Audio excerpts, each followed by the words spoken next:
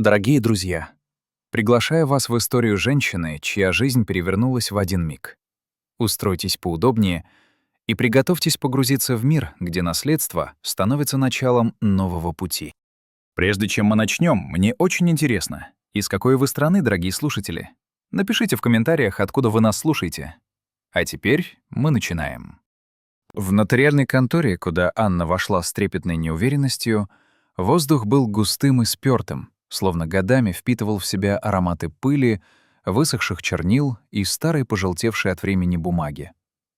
Он обволакивал с головой, вызывая легкое головокружение. Анна сидела на неудобном жестком стуле. Сцепленные пальцы лежали на коленях, и она отчетливо чувствовала, как на ее прохладных ладонях проступают крохотные капельки пота.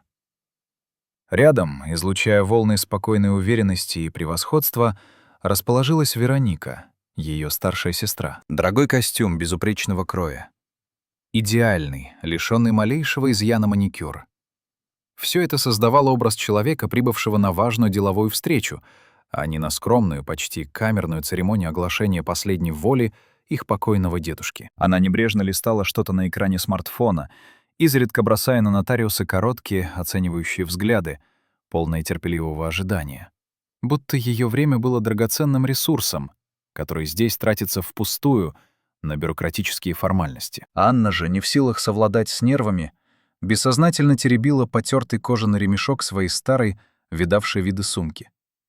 В свои 34 года она вновь, как в детстве, ощущала себя робкой и незначительной младшей сестренкой на фоне ослепительно успешной Вероники. Ее работа в районной библиотеке, тихая, размеренная, наполненная шелестом страниц и запахом книжной пыли, не приносила больших денег, но давала ей чувство глубокого внутреннего удовлетворения.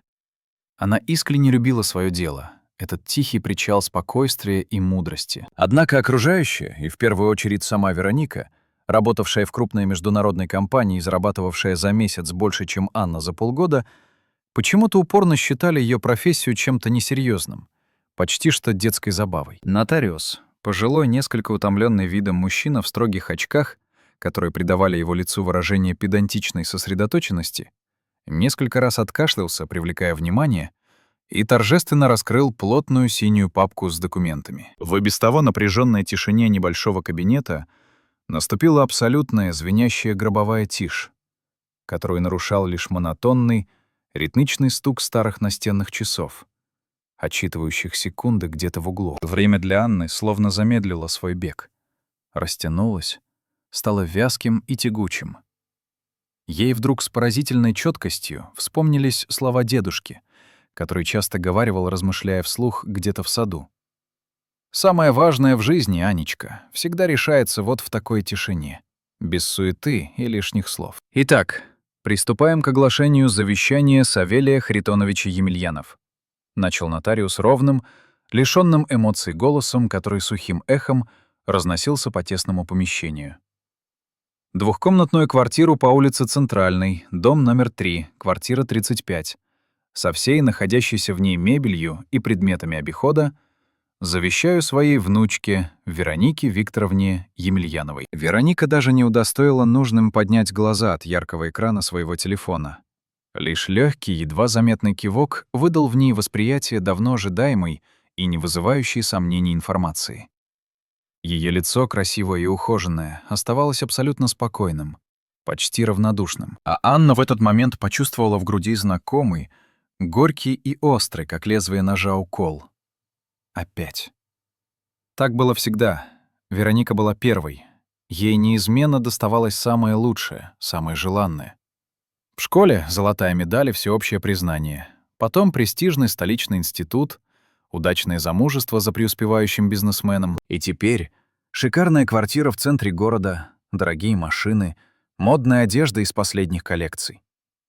А что же Анна? Она всегда оставалась где-то в тени, на вторых ролях. А дом в деревне Сосновка, со всеми находящимися на участке постройками, хозяйственными сооружениями и земельным участком размером в 12 соток, завещаю своей внучке Анне Викторовне Емельяновой. Невозмутимо продолжил нотариус, переворачивая очередную страницу пожелтевшего от времени документа. Анна вздрогнула, словно от неожиданного толчка. Дом в деревне. Тот самый старый, покосившийся набок домишко, где их дедушка прожил свои последние уединенные годы. Она помнила его смутно, лишь по обрывочным детским воспоминаниям, и в тех воспоминаниях ей всегда казалось, что ветхое строение вот-вот рухнет от порыва сильного ветра или просто от собственной древности. Стены, покрытые облупившейся до дерева краской, протекающая в нескольких местах крыша, заросший бурьяном и колючим репейником двор. Вероника, наконец, оторвалась от телефона и устремила на сестру насмешливый, полный легкого презрения взгляд. «Ну что, Жанечка, тебе хоть что-то перепало?» — произнесла она сладким, язвительным тоном. «Правда, я даже не представляю, что ты будешь делать с этой развалюхой. Может, рациональнее всего будет снести этот сарай и продать землю под дачные участки? Просто совет». Анна промолчала, сжав до белизны костяшки пальцев.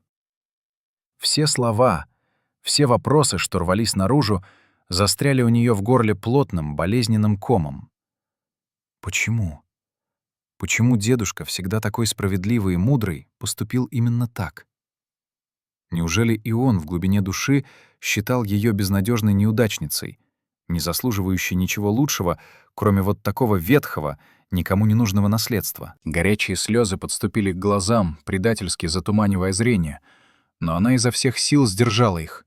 Ни за что. Ни здесь, ни при самодовольной Веронике, ни при этом чопорном нотариусе, который смотрел на нее сейчас с нескрываемой, чуть усталой жалостью. Нотариус тем временем продолжил монотонное чтение документа, погружаясь в дебри различных юридических формальностей и особых условий. Анна слушала его уже вполуха, сквозь нарастающий шум в собственной голове, все еще не в силах поверить в происходящее и в несправедливость, которая обожгла ей душу. Дедушка, всегда ставивший во главу угла честность и равенство. Почему же он так неравномерно, так несправедливо разделил между ними свое наследство? Наконец, все необходимые формальности были соблюдены. Нотариус вручил каждой из сестер по тонкой папочке с документами и по небольшой связке ключей. Вероника, не теряя ни секунды, с решительным видом поставила на документах свои росчерки, с легким звонком бросила ключи в недра своей элегантной кожаной сумочки и поднялась со стула. Ее движения были отточенными, резкими, лишёнными каких-либо лишних жестов. «Мне пора. У меня через 20 минут важная встреча с клиентами», — бросила она, не глядя в сторону сестры. «Созвонимся как-нибудь, ладно? А ты уж не расстраивайся сильно. Всё-таки что-то получила». И она стремительно вышла из кабинета, оставив за собой лёгкий, но стойкий и дорогой шлейф французских духов, который ещё долго витал в спёртом воздухе, смешиваясь с запахом старых бумаг. Анна ещё долго сидела в опустевшей нотариальной конторе, не в силах сдвинуться с места, словно приросла к жесткому стулу. В её ладони лежали ключи от деревенского дома. Холодные, железные, невероятно тяжёлые, будто отлитые не просто из металла, а из самой грусти и забвения. По краям их рельефной головки проступала рыжая ржавчина, а длинные старомодные стержни говорили о возрасте, словно немые свидетели ушедших эпох. Как разительно они отличались от тех легких, изящных ключиков с хромированным блеском, что получила Вероника. Современных, бездушных и практичных, как и все, что ее окружало. На улице у тротуара ее ждал муж, Михаил. Он стоял возле своей потертой, поддержанной машины и, нервно затягиваясь, курил, нетерпеливо поглядывая на часы. На его лице, осунувшемся и недовольном, было написано откровенное раздражение, густая тень, предвещающая бурю. Когда Анна наконец вышла из конторы, медленно ступая по бетонным плитам, он тут же с резким движением бросил недокуренную сигарету и яростно растоптал ее каблуком. «Ну что там, что досталось?» — выпалил он без всяких предисловий, даже не поприветствовав ее. «Надеюсь, хоть что-то стоящее, а не очередной хлам». Анна, чувствуя, как подкашиваются ноги, медленно, сбивчиво рассказала о последней воле дедушки. С каждым ее произнесенным словом, с каждой новой деталью, лицо Михаила становилось все мрачнее и суровее, затягивая студий. Когда она, запинаясь, закончила, он просто стоял и молчал несколько томительных секунд. А потом вдруг с внезапной яростью ударил кулаком по капоту машины, отчего металл глухо и жалобно зазвенел. «Дом в деревне. Ты серьезно, Анна?» Его голос сорвался на крик.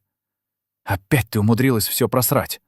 Твоя сестра получает квартиру в центре, которая стоит как минимум 3 миллиона, а ты — какую-то забытую богом развалюху». Анна вздрогнула, словно от удара током. Не столько от громкости, сколько от неожиданной грубости. Михаил редко ругался при ней матом, но в последнее время он стал каким-то злым и раздражительным, вечно на взводе, и особенно его выводили из себя любые разговоры о деньгах, об их постоянной нехватке. «Я же ничего не выбирала», — попыталась оправдаться она, чувствуя, как голос предательски дрожит и срывается на шепот.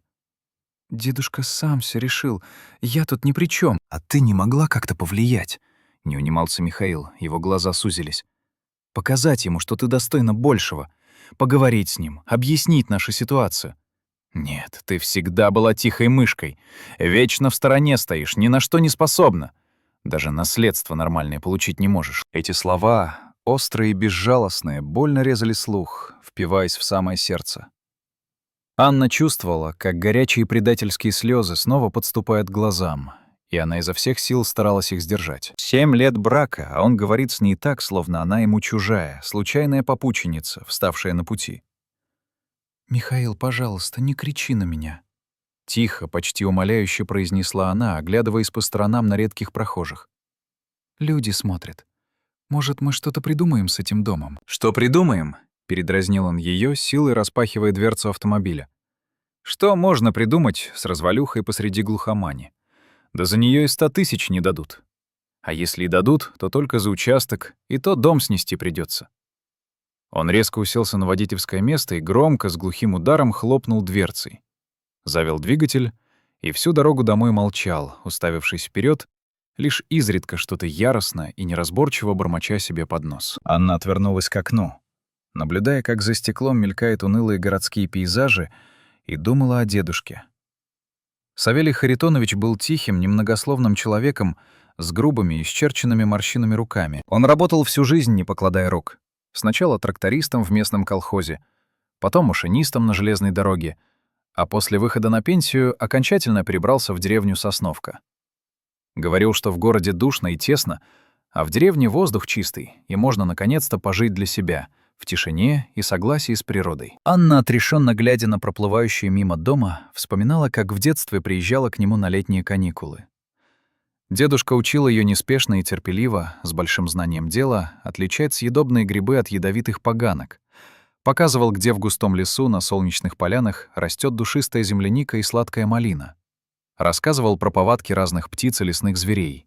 И его голос был таким спокойным и мудрым. Он никогда не повышал на нее голос, не заставлял делать то, что ей не нравилось.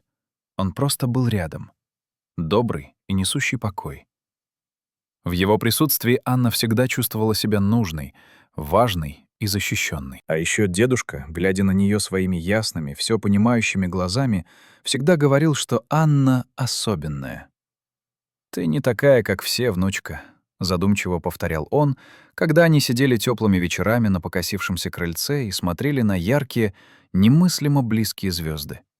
«У тебя душа тонкая, ты красоту видишь там, где другие не замечают.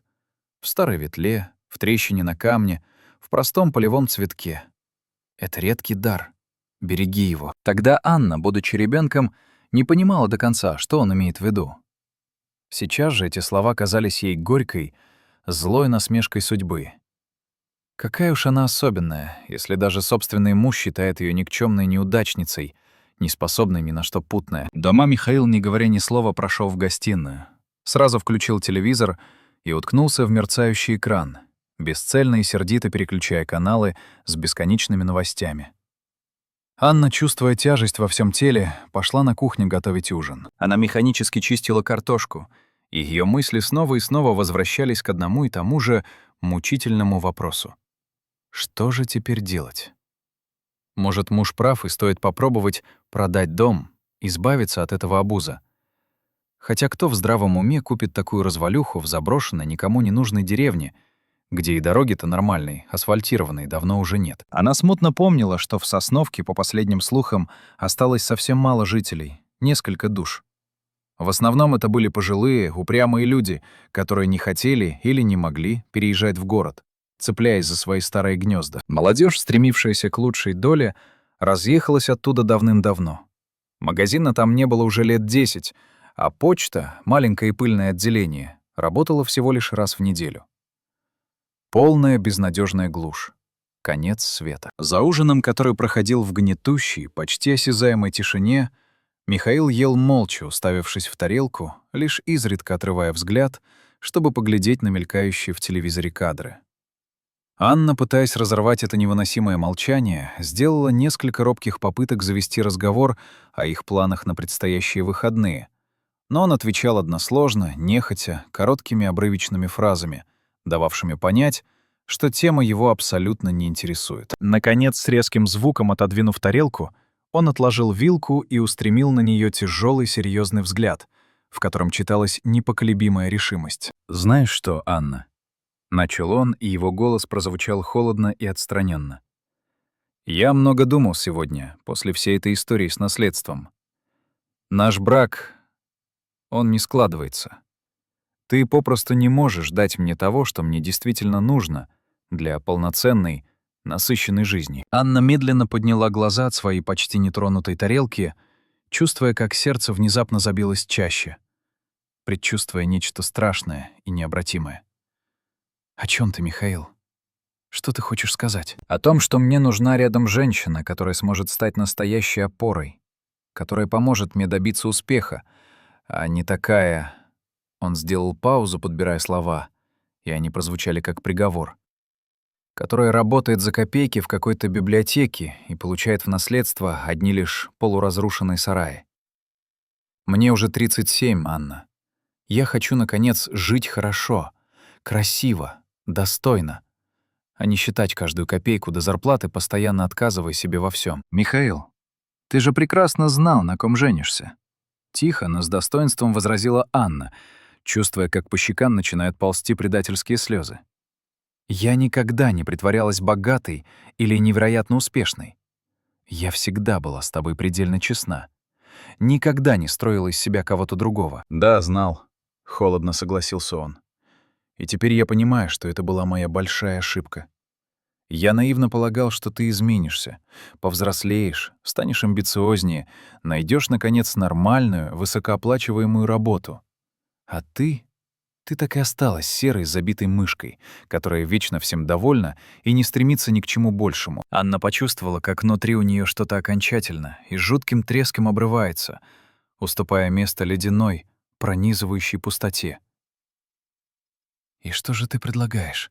— едва слышно прошептала она, уже догадываясь об ответе. «Развод». Без тени сомнения или сожаления выдохнул он. «Я уже консультировался с юристом, все ясно. А пока ты можешь пожить где-нибудь у своих немногочисленных подруг или, как вариант, в своей новой замечательной деревне». Последние слова он произнес с такой язвительной, уничижительной издевкой, что Анна невольно вздрогнула, словно от пощечины. Михаил резко встал из-за стола и направился к выходу, но она, собрав остатки сил, остановила его. «Подожди», — сказала Анна дрожащим, срывающимся голосом, в котором плескалась вся ее боль. «А как же все то, что у нас было? Целых 7 лет вместе. Наши общие планы, мечты, которые мы строили». 7 лет сплошной ошибки», — отрезал он резко, даже не оборачиваясь, стоя к ней спиной.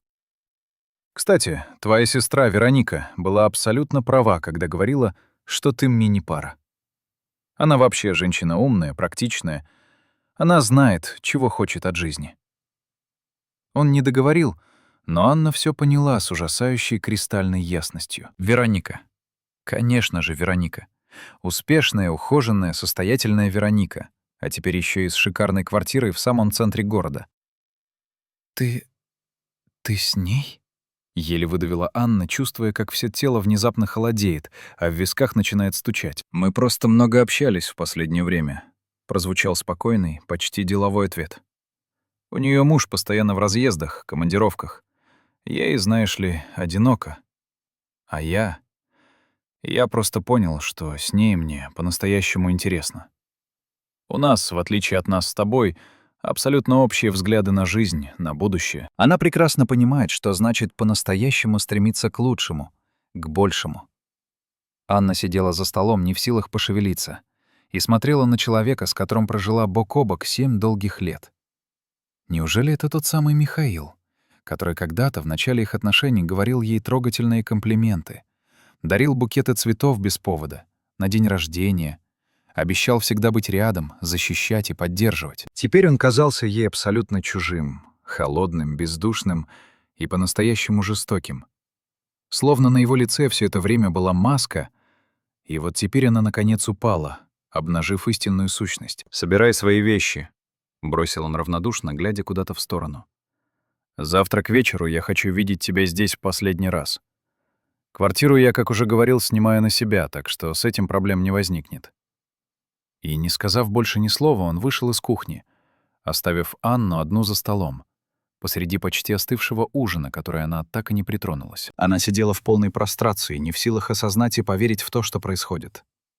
За один единственный, казалось бы, обычный день у нее отняли абсолютно все: последнюю надежду на хоть какое-то достойное наследство, мужа, который оказался предателем, и даже собственный дом, пусть и съемный. Остался лишь тот самый старый, никому не нужный дом, забытый богом деревня, о котором она почти ничего не помнила. Всю ночь Анна не сомкнула глаз. Она лежала, укутавшись в плед, на жестком диване в гостиной. Идти в спальню, пахнущую его одеколоном, просто не было сил. Она думала о своей жизни, перебирая в памяти все ее вехи. 34 года. А что у нее в сухом остатке есть? Работа, которую никто, даже самый близкий человек, не ценит и не уважает. Муж, который с легкостью предал ее с родной сестрой. Сестра, которая с самого детства считала ее неудачницей и, видимо, всегда к этому стремилась. И теперь в качестве последнего пристанища этот загадочный ветхий дом в глуши, о судьбе которого она ничего не знала. Она пыталась вызвать в памяти образы детства. Те редкие, но такие яркие поездки к дедушке. Тогда этот дом казался ей огромным, полным тайн и загадок. В нем было много комнат, а старая массивная мебель пахла деревом, воском и чем-то еще неуловимым, теплым и домашним. Чего она тогда не могла определить. Дедушка бывало водил ее за руку по всем комнатам, неторопливо рассказывая увлекательные истории о том, кто здесь жил раньше, в давние времена. Но все это было так давно, что теперь воспоминания превратились в смутные, размытые образы, похожие на старую, выцветшую фотографию. Утром, едва забрезжил рассвет, она начала механически, без особых эмоций, собирать свои вещи. Одежда, любимые книги, несколько дорогих сердцу безделушек, старые фотографии из альбома. Всё её небогатое имущество поместилось в 2 больших потрёпанных чемодана и одну объёмную спортивную сумку. Как же мало, до ужаса мало осталось от 7 лет совместной жизни. Будто всё это время она прожила на чемоданах, не оставляя после себя никакого следа. Михаил, как и ожидалось, ушёл рано на работу, даже не заглянув в гостиную, не попрощавшись. На кухонном столе рядом с пустой чашкой лежала записка, нацарапанная его неряшливым, торопливым почерком. «Ключи от квартиры оставь на тумбочке в прихожей». Анна вызвала такси, погрузила в багажник свои скромные пожитки и, молча, глядя в окно на утренний просыпающийся город, поехала на автовокзал. В неизвестность. Другого выхода, кроме этого безнадежного и унизительного бегства, у нее попросту не оставалось. Близких подруг, готовых принять ее в такой трудный момент, не было. Михаил методично, годами изолировал ее от любого общения, язвительно заявляя, что все ее знакомства являются пустой тратой времени, которое следовало бы посвятить чему-то более полезному. Родители, ее единственная опора и поддержка, трагически погибли в автокатастрофе 10 лет назад, оставив ее один на один с суровой реальностью. С Вероникой, родной сестрой, которая оказалась вовлечена в этот гнусный роман, разговаривать после вчерашних ошеломляющих откровений не хотелось категорически, да и не было смысла. Таким образом, единственным призрачным пристанищем, последней соломинкой, оставался лишь дедушкин старый полузаброшенный дом, забытый всеми Сосновки. В пыльной, пропитанной запахом остывшего кофе кассе автовокзала она приобрела единственный билет на рейсовый автобус, следующий в ту самую глушь. Дорога предстояла долгая и утомительная. 3,5 часа тряски с обязательной пересадкой в райцентре. Анна устроилась у окна в старом потрёпанном жизнью автобусе цвета выгоревшей глины и безучастно смотрела, как знакомый, но ставший вдруг чужим город медленно отступает, оставаясь позади. Сначала за окном мелькали безликие громады многоэтажек спальных районов.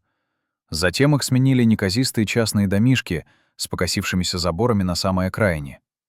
А вскоре поползли, уходя к самому горизонту, бескрайние поля и густые темные массивы лесов. В салоне автобуса было невыносимо душно. Воздух был густым и спёртым, насыщенным едким запахом бензина, в который причудливо вплетался тяжелый, въедливый аромат поношенных, пропитавшихся потом и пылью сидений. Напротив нее устроилась пожилая, вся в морщинках женщина, которая неспешно, почти механически вязала теплый шерстяной носок и время от времени поглядывала на Анну с нескрываемым деревенским любопытством. Вероятно, она недоумевала, зачем молодая, явно городская женщина, да еще и с дорогими, хоть и потрёпанными чемоданами, едет в такую богом забытую глухомань. Рядом, раскачиваясь в такт движению, дремал, уткнувшись лбом в стекло, мужчина в испачканной рабочей одежде. А через проход сидела уставшая мать с маленьким капризничающим ребенком, который то заливался громким плачем, то внезапно заливисто смеялся. Анна, стараясь отгородиться от окружающей ее действительности, достала из сумки старую, пожелтевшую от времени фотографию дедушки и принялась внимательно, будто впервые разглядывать ее. Савелий Харитонович, запечатленный в самый счастливый миг, широко и открыто улыбался в объектив, с гордостью демонстрируя только что пойманную, еще блестящую чешуей рыбу. На смутном размытом заднем плане угадывались очертания того самого дома в Сосновке. Тогда Анне было лет 12, и дедушка с безграничным терпением учил ее премудростям ловли карасей на местном, заросшем ряской пруду. Это воспоминание было одним из самых ярких и светлых в ее детстве. Тихое туманное утро, неподвижная зеркальная гладь воды, терпеливая, наполненная таинственным ожиданием созерцания поплавка. «Дедушка», — прошептала она, глядя на выцветшее изображение. «Зачем ты оставил мне именно этот дом? Что я должна с ним делать? О чем ты думал в тот момент?» Автобус, подскакивая на колдобинах и ухабах, неумолимо вез ее все дальше.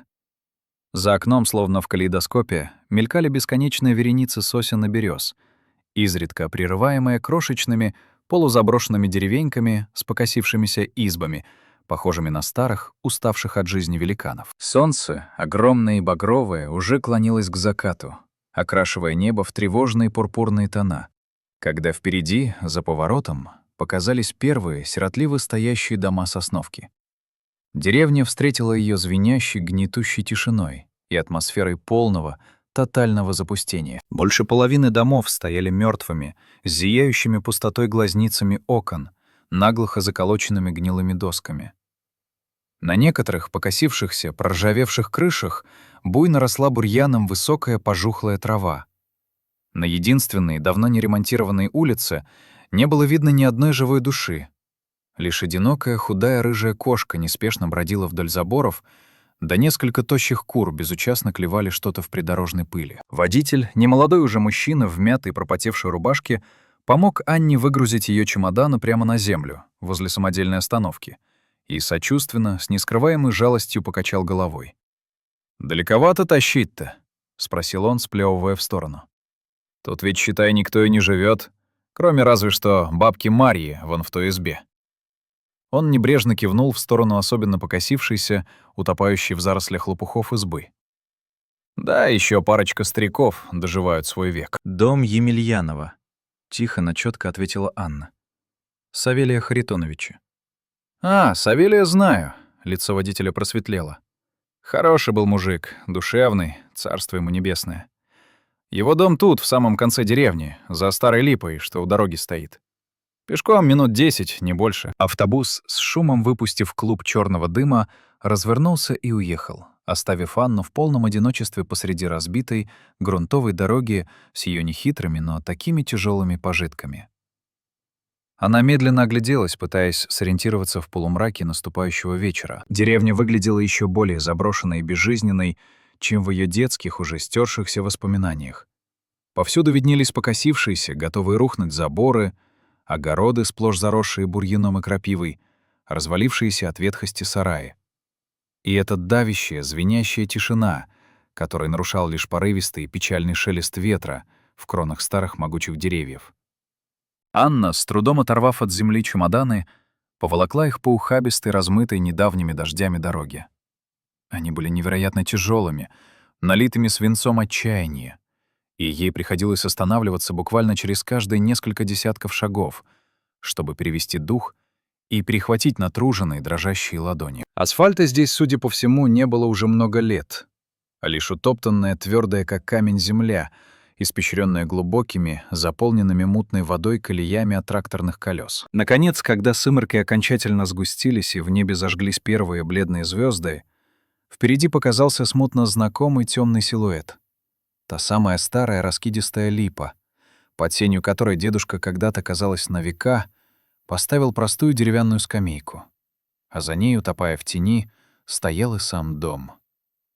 Анна замерла у покосившейся, едва державшейся на петлях калитки, и впервые при свете редких тусклых уличных фонарей внимательно разглядела свое новое, вынужденное пристанище. Дом производил впечатление еще более удручающее, чем в ее детских, казалось бы, самых мрачных воспоминаниях. Он был серым, безжизненным, с почерневшими от времени и непогоде деревянными стенами, покрытыми паутиной трещин, и проржавевшей до дыр крышей, которая, казалось, вот-вот провалится внутрь. Ставни, некогда голубые, а теперь облезлые и серые, висели криво, некоторые держались буквально на одной, отчаянно скрипевшей петле. Крыльцо, когда-то крепкое, заметно прогнулось посередине, будто от непосильной ноши лет. Весь двор, некогда ухоженный, теперь был похож на непроходимые джунгли из лопухов и жгучей крапивы, выше человеческого роста. Даже забор, окружавший участок, держался больше по старой деревенской привычке, нежели благодаря былой прочности. И это ветхое, полуразрушенное строение отныне было ее домом. Единственным клочком земли на всей планете, который она могла с горькой иронией назвать своим.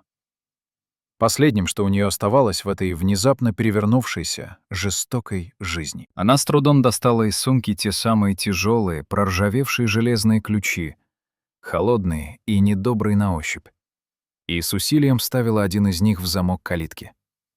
Тот поддался не сразу, заев с упрямым лязгом, словно не желая впускать новую хозяйку. Петли, изъеденные ржавчиной, жалобно и пронзительно скрипнули, нарушив звенящую ночную тишину.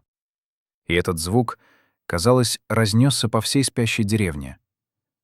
Путь от калитки до самого крыльца пришлось буквально продирать сквозь густые, непроходимые заросли бурьяна и жгучей крапивы, которая больно, до слез, жалила ее незащищенные руки, оставляя на коже красные, пылающие полосы. Анна, наконец, добралась до массивной, потемневшей от времени входной двери и, сделав глубокий вдох, вставила самый большой ключ в старый, покрытый паутиной замок. Он поддался не сразу, заставив ее поволноваться.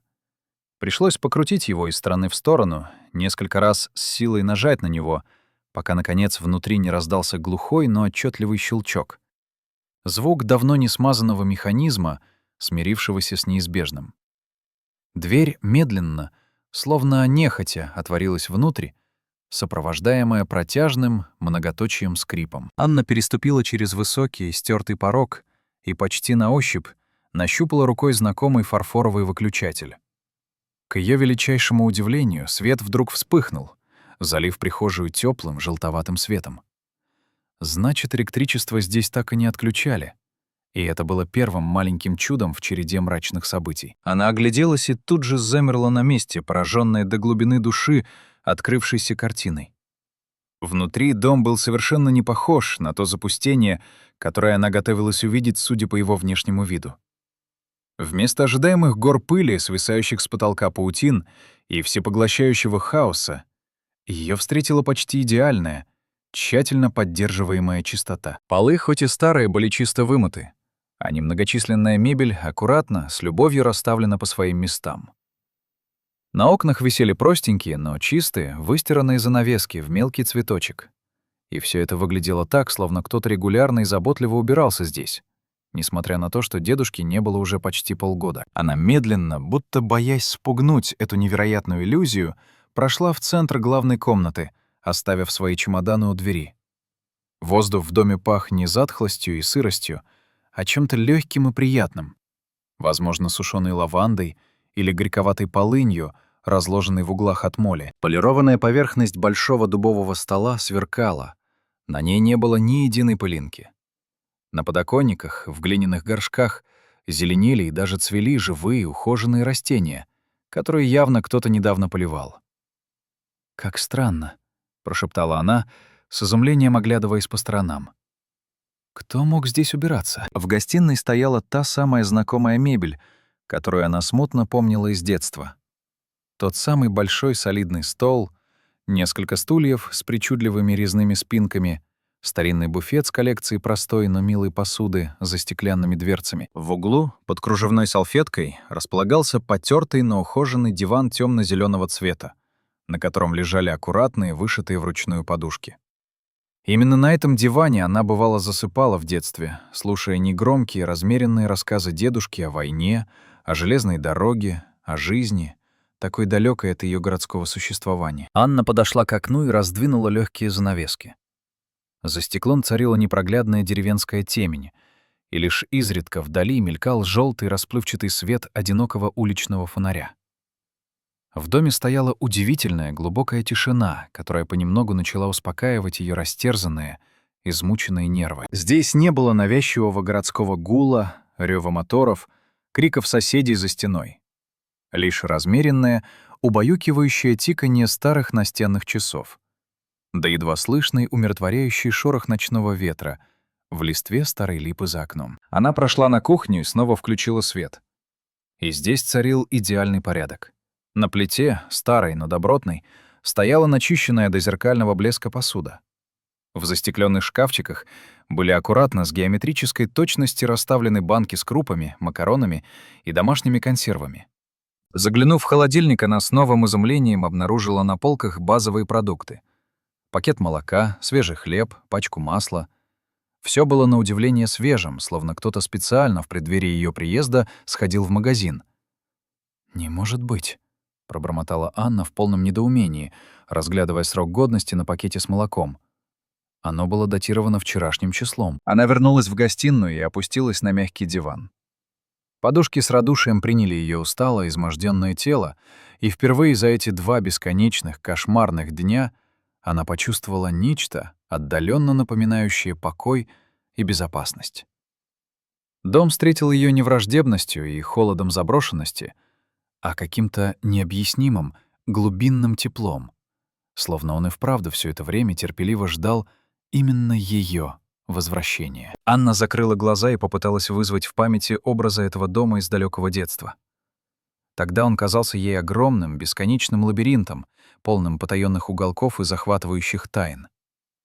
Дедушка водил ее за руку по всем комнатам, показывал пожелтевшие фотографии в тяжелых альбомах, неторопливо рассказывал семейные истории о своих родителях, дедах, о былом. А еще здесь всегда витал особый, ни на что не похожий запах. Смесь старого добротного дерева, пыльных переплетов книг и сладковатого аромата дедушкиного табака. Сейчас запах табака, конечно, исчез, но теплые, уютные ноты дерева и бумаги по-прежнему наполняли воздух, создавая ощущение стабильности и дома. Анна встала и подошла к высокому книжному шкафу из темного дерева, что стоял у дальней стены. За стеклянными дверцами, несмотря на паутинку по углам, ровными рядами стояли потертые зачитанные тома. Многие названия были ей незнакомы, но некоторые обложки вызывали смутные, но теплые воспоминания. Именно эти книги дедушка читал ей вслух долгими зимними вечерами. Она осторожно открыла застекленную дверцу и достала один из томов. «Русские народные сказки». Старый, знакомый голубой переплет с потускневшими золотыми буквами. Она раскрыла книгу на случайной странице, и ее взгляд упал на аккуратные, сделанные карандашом пометки на полях. Тот самый, до боли знакомый, четкий почерк дедушки. Для Анечки, про Василису Премудрую, было выведено рядом с одной из сказок. Слезы, которые она так долго сдерживала, неожиданно и предательски навернулись на глаза, застилая все вокруг пеленой. Дедушка, оказывается, все помнил. Помнил, какие именно сказки она любила больше всего. Даже после ее редких коротких визитов, которые с годами становились все более эпизодическими, Он, оказывается, не забывал о своей скромной, неприметной внучке, всегда остававшейся в тени бойкой и самоуверенной Вероники. Она аккуратно, с почтительным трепетом поставила драгоценный том на его законное место среди других книг и продолжила свой неспешный, полный открытия осмотр дома. В спальне ее встретила массивная деревянная кровать, застланная чистейшим, отутюженным постельем, источавшим тонкий аромат свежести. На прикроватной тумбочке, будто в ожидании хозяина, лежали его простые, в роговой оправе очки и старомодный круглый будильник, который все так же бодро и деловито отсчитывал секунды своим монотонным тиканьем. Вся обстановка была выдержана в таком безупречном порядке, что возникало стойкое ощущение, будто дедушка лишь ненадолго вышел во двор и вот-вот должен вернуться, чтобы продолжить прерванные дела. В углу спальни, под кружевной салфеткой, стоял знакомый до боли старинный комод с множеством небольших ящичков, каждый из которых когда-то казался ей сокровищницей. Анна прекрасно помнила, как в детстве дедушка с загадочной улыбкой доставал оттуда самые невероятные вещи: потускневшие от времени монеты, хрупкие засушенные цветы, пожелтевшие от старости треугольники писем с фронта. Тогда ее детскому воображению виделось, что этот комод — настоящий волшебный ларец, хранящий в своих недрах бесконечные тайны и диковинки. Она подошла к нему и, затаив дыхание, осторожно потянула за одну из бронзовых ручек. Ящик, к ее удивлению, выдвинулся бесшумно и легко, словно его только вчера смазывали. Внутри в идеальном порядке лежали аккуратно сложенные носовые платки, несколько скромных запонок, старинные карманные часы на цепочке. Все вещи были чистыми, ухоженными, и вновь возникало то же странное чувство, что кто-то заботливо и регулярно перебирал это незатейливое наследство. В следующем ящике ее ждала настоящая находка — целая стопка фотографий. Множество старых, потрёпанных чёрно-белых снимков, на которых был запечатлен дедушка в годы своей молодости. Стройный, подтянутый, с ясным взглядом. Его родители с суровыми, но добрыми лицами. Какие-то незнакомые люди в давно вышедшей из моды одежде. А в самом низу, аккуратно перевязанные бечевкой, лежали уже цветные, более поздние фотографии. И вот здесь Анна с замиранием сердца узнала себя. Маленькую, худенькую девочку с двумя торчащими в разные стороны косичками, стоящую рядом с дедушкой возле этого самого дома. На одном снимке они вместе сидели на том самом, теперь покосившемся крыльце, и дедушка, склонившись, читал ей вслух книгу. На другом шли по лесной тропинке, крепко держась за руки. Он большой и сильный, она совсем крошка. На третьем Анна с детской серьезностью помогала ему в огороде, усердно копая грядку своей маленькой лопаткой. Она была так сосредоточена, так отчаянно старалась быть полезной. «Я ведь совсем забыла», — прошептала Анна, смахивая навернувшуюся слезу, пока она разглядывала эти трогательные свидетельства прошлого. «Я на самом деле любила сюда приезжать. Почему же я перестала?» И память, как предатель, услужливо подсказала ответ. Вероника, ее старшая сестра, всегда находила десятки веских причин, чтобы уклониться от поездок к дедушке. То у нее были важные планы с подругами, то подготовка к решающим экзаменам, то еще что-то неотложное. А родители, вечно занятые и уставшие, не настаивали, разводя руками и говоря, что старшая дочь уже взрослая и вправе сама решать, как проводить свои каникулы. Анна же, не желая казаться навязчивой и не находя в себе сил противостоять сестриному авторитету, постепенно тоже перестала просить об этих поездках. А дедушка никогда не жаловался. Он исправно звонил по праздникам, неизменно интересовался их делами, всегда говорил, что бесконечно рад их слышать. Но сейчас, сквозь толщу лет, Анна отчетливо вспомнила, что порой в его спокойном, ровном голосе проскальзывали едва уловимые нотки грусти, которые она тогда, в юности, просто не замечала. А сейчас вспоминала с острой, режущей болью в сердце. Она бережно сложила бесценные фотографии обратно в ящик и мягко закрыла его. В доме, и без того тихом, становилось все глуше. За окнами окончательно сгустилась ночная тьма. Анна почувствовала, как на нее накатывает свинцовая, всепоглощающая усталость. Этот день оказался непомерно тяжелым. В нем случилось слишком много разрушительных событий, одно другого горше. Ей отчаянно хотелось просто лечь, закрыть глаза и забыться, хотя бы на несколько драгоценных часов, выпасть из реальности и не думать о том, что ее прежняя жизнь рухнула, не оставив от себя и камня на камне. Она вернулась в гостиную, взяла свои чемоданы и с трудом перетащила их в спальню. Достала пижаму и необходимые туалетные принадлежности. В ванной комнате, к ее новому изумлению, тоже царил безупречный порядок. На вешалке вешало чистое пушистое полотенце, лежало новое мыло, а на полочке ее ждали зубная паста и щетка в запечатанной фабричной упаковке. Определенно кто-то целенаправленно готовился к моему приезду, промелькнуло в голове у Анны. Но кто? И откуда они могли знать, что я вообще сюда приеду? Умывшись и переодевшись, она, наконец, легла в широкую дедушкину кровать. Постельное белье приятно пахло свежестью и каким-то травяным успокаивающим ароматом, возможно, душицей или мятой. Матрас оказался на удивление удобным, подушка мягкой и принимающей форму головы. Анна лежала в полной темноте и прислушивалась к ночным звукам деревни, таким непривычным после городского шума.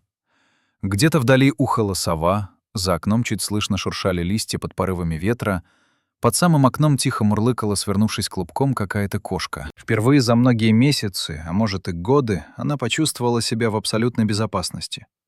Здесь не было Михаила с его вечными претензиями и раздражением, не было Вероники с ее снисходительными оценивающими взглядами, не было коллег, которые втайне считали ее работу в библиотеке несерьезной и не стоящей. Была только эта благословенная тишина, всепроникающий покой и странное теплое ощущение, что этот старый дом принимает ее как родную, раскрывая ей свои объятия. «Дедушка», — прошептала она в наступившую темноту, — «если ты меня слышишь, спасибо. Спасибо тебе за то, что оставил мне этот дом. Я пока не знаю, что буду с ним делать, но сейчас это единственное место на земле, где я могу быть просто собой». Сон приходил медленно, нехотя. Сквозь дрему Анна думала о том, что завтра ее ждет множество практических вопросов. Нужно будет разобраться с документами на дом, решить, оставаться ли здесь или все таки попытаться продать этот участок и навсегда покончить с этим эпизодом своей жизни. Все эти суетливые, навязчивые мысли о необходимости звонить на работу, как-то объяснять там свою внезапную отлучку и отсутствие, пытаться устраивать с нуля свою новую непонятную жизнь — все это отступило на второй план, стало каким-то призрачным и не имеющим реального значения. Важно было сейчас лишь одно. Она нашла свое убежище. Это тихое, надежное пристанище, где можно было наконец остановиться, перевести дух, дать отдых измученной душе и попытаться понять, что же делать дальше. Дедушкин дом, вопреки всем мрачным ожиданиям, встретил ее не как холодные стены, а как старый, верный и все понимающий друг. И впервые за долгие тяжелые годы Анна почувствовала, что она не одна в этом жестоком мире, что здесь, в этих стенах, есть частичка чего-то вечного и защищающего. Засыпая, убаюканная деревенской тишиной, она вдруг с необычайной ясностью вспомнила те самые слова дедушки о том, что она особенная. Тогда, в детстве, эти слова оказались ей просто проявлением безграничной любви пожилого человека к своей младшей внучке, сладкой лестью. Сейчас же, в тишине ночи, у Анны мелькнула новая трепетная мысль. А может быть, дедушка и вправду видел в ней что-то такое, какую-то искру, какую-то глубину, чего не замечали все остальные, включая ее саму. Может быть, оставляя ей именно этот дом, он не просто отдавал то, что подешевле, а руководствовался каким-то тайным, глубоким знанием. «Завтра», — твердо пообещала она себе, засыпая, — «завтра я обязательно все пойму. Я должна понять». И с этой обнадеживающей мыслью она, наконец, погрузилась в глубокий, целительный и спокойный сон, какого не было у нее уже много лет. Проснулась Анна от веселого многоголосого птичьего пения. За окном же вовсю светило щедрое утреннее солнце, и его лучи заливали комнату теплым светом, делая весь мир вокруг иным. Не таким мрачным и безнадежным, каким он казался вчера. Она сладко потянулась в постели, с удивлением отмечая, что выспалась по-настоящему, впервые за несколько последних месяцев. В душной городской квартире ее постоянно будили то гудение Милан, то крики соседей, то ранний шум строительных работ. А здесь царила такая блаженная, глубокая тишина, что были слышны лишь радостные трели птиц за окном и умиротворяющий шелест листвы. Анна встала с постели и подошла к окну. Утром, в солнечных лучах, деревня предстала перед ней в совершенно ином свете. Не унылой и заброшенной, а скорее спящей и умиротворенной. Солнце золотило верхушки старых, могучих берез и лип. В прозрачном утреннем воздухе кружили пушистые одуванчики. Где-то вдалеке за домами мычала корова, и этот звук казался частью какой-то правильной, вечной гармонии. За покосившимся, но все еще крепким забором виднелся большой, основательно заросший сад, в гуще которого она с трудом, но разглядела старые яблони, несколько груш и раскидистые кусты смородины. Все вокруг буйно заросло травой и бурьяном, но под этими зарослями еще угадывались очертания когда-то аккуратных дорожек и ровных грядок. Дедушка много и с любовью трудился здесь. С грустью подумала она. А теперь все медленно возвращается в дикое состояние. Анна быстро умылась прохладной водой, переоделась в простую домашнюю одежду и спустилась на кухню. Заглянув в холодильник, она снова с изумлением убедилась, что продукты и впрямь были самыми свежими. Кто-то явно, целенаправленно и с большой заботой позаботился о ее приезде. Она сварила себе крепкого кофе в старой эмалированной кастрюльке, поджарила на сковороде яичницу и села завтракать у распахнутого окна, не отрывая взгляда от открывающегося вида на просыпающийся сад. За завтраком ее не оставляла одна и та же мысль. Кто же все это сделал? Кто убирался в доме и закупал провизию? Может быть, дедушка перед смертью просил кого-то из соседей присматривать за домом. Но откуда тогда такая почтительная тщательность и внимание к деталям? Или у него была какая-то домработница? Но сама мысль о домработнице в такой глуши казалась абсурдной. После завтрака, вымыв посуду, Анна решила самым тщательным образом, не торопясь, осмотреть весь дом при ярком дневном свете. Вчера, оглушённая усталостью и горем, она многое просто не заметила. Она начала с гостиной, внимательно, с интересом разглядывая каждую деталь. Массивную тёмную мебель, пожелтевшие картины в простых рамах на стенах, различные безделушки и памятные вещицы на полках. На стенах, как она уже заметила, висели старые фотографии в рамках. Вот дедушка в молодости, стройный и подтянутый, в военной форме. Вот его родители, суровые крестьяне с усталыми, но добрыми лицами. Вот какие-то дальние родственники, которых Анна уже не помнила. Но одна фотография приковала ее внимание надолго. На ней был запечатлен этот самый дом, но много-много лет назад. Он выглядел новым, свежесрубленным, с резными наличниками и ухоженным фасадом. Вокруг него был разбит роскошный, сияющий чистотой сад с ровными клумбами и аккуратными дорожками. Рядом с домом стояла целая семья. Нарядно одетые люди, смотрящие в объектив с гордым и счастливым выражением лиц. «Какой же красивый был дом», — прошептала Анна с тоской. «И сад какой замечательный. Просто сказочный». Она продолжила свой неспешный осмотр. В старинном буфете за стеклом стояла красивая старинная посуда. Тарелки с изящной ручной росписью, хрустальные бокалы, поблескивавшие на солнце, и даже набор серебряных ложек. Все это богатство было тщательно вычищено и ухожено, будто к приходу дорогих гостей. В ящиках комода она обнаружила аккуратные пачки старых документов, пожелтевшие письма, испещренные ровным почерком, и прочие бумаги, которые дедушка, видимо, бережно хранил всю жизнь, как величайшие ценности. Наконец Анна снова дошла до дивана и внезапно остановилась. Ее взгляд, отточенный годами работы с книгами и их малейшими дефектами, уловил нечто необычное. Диван стоял как-то не так, не строго параллельно стене, а под небольшим, едва заметным углом. Словно его недавно отодвигали. Зачем-то заглядывали за него, а потом поставили на место. Но уже не с прежней точностью. Она подошла ближе, и ее внимание привлекла одна из вышитых подушек. Она лежала иначе, чем остальные, чуть более небрежно. Будто ее торопливо бросили назад. Сердце Анны забилось чуть чаще, подсказывая ей что-то. Она осторожно, почти с благоговением, приподняла край подушки и невольно ахнула, застыв на месте. Под подушкой, втайне от всех, лежал простой белый конверт, на котором ее ждали строки, выведенные до боли знакомым, четким дедушкиным почерком. Моей любимой внучке Анечке. Анна взяла конверт дрожащими, почти не слушавшимися пальцами. Он был плотный, желтоватый от времени, и хотя был запечатан, сама печать выглядела старой, края ее потрескались. Было видно, что конверт пролежал здесь, в своем тайнике, уже очень давно, терпеливо дожидаясь своего часа. С замирающим сердцем она осторожно, чтобы не порвать, вскрыла его и извлекла сложенный в несколько раз лист бумаги, такой же тронутый временем.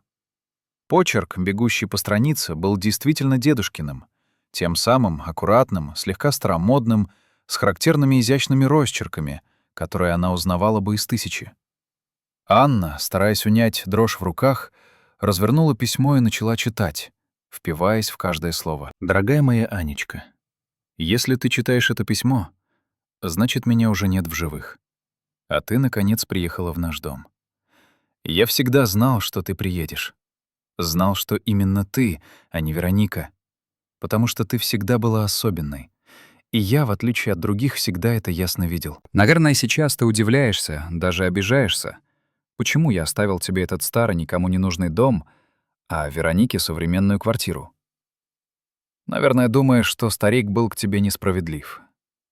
Но поверь мне, родная моя внучка, я оставил тебе в наследство нечто неизмеримо большее, чем любая, даже самая дорогая квартира. Помнишь, как в детстве, сидя вот на этом диване, ты допекала меня расспросами про клады?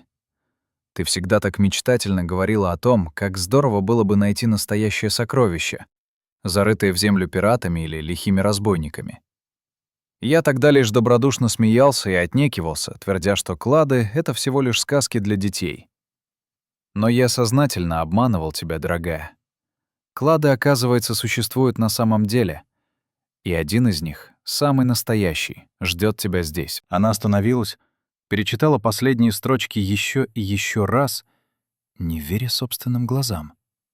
Сердце забилось с такой силой и громкостью, что ее стук отдавался в ушах, заглушая все остальные звуки. Клад. Дедушка, всегда такой трезвый и практичный, пишет о настоящем, невымышленном кладе? С трудом переводя дух, она продолжила чтение, жадно впитывая каждое слово. «Я собирал это для тебя всю свою сознательную жизнь. Копил по крошечной крупице, прятал ото всех, даже от самой твоей бабушки, царство ей небесное. Не знала всей подлинной правды. Дело в том, что я работал не только простым трактористом и машинистом.